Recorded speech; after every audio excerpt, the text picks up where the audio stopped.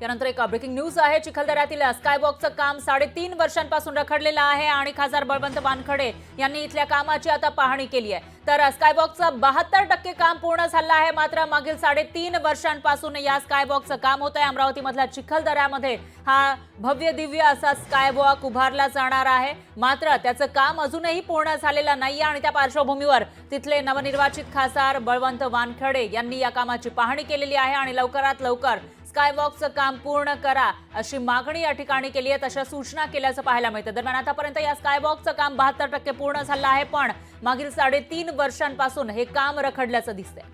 स्कायवॉकचं परिस्थिती काय काय स्टेजवर आहे हे मुद्दाहून पाहण्यासाठी इथं आलो। यापूर्वी मी अधिकाऱ्यासोबत बोललो तर अधिकारी हे सांगत होते की साधारणतः ऑगस्टच्या शेवटच्या आठवड्यात आपला जो अहवाल आहे जो शासनाकडे सादर आहे फार विविध जे परवानग्या घेऊन शासनाकडे सादर आहे तो अहवाल ऑगस्टच्या शेवटच्या आठवड्यात येण्याची शक्यता आहे। आणि जर त्यांनी स्टे देण्यासाठी जर सांगितलं सुचवलं किंवा अजून काही दुरुस्त्या सुचवल्या तर ते थोडा वेळ लागेल। पण जर तो मान्य केला अहवाल तर लगेच काम सुरू होईल।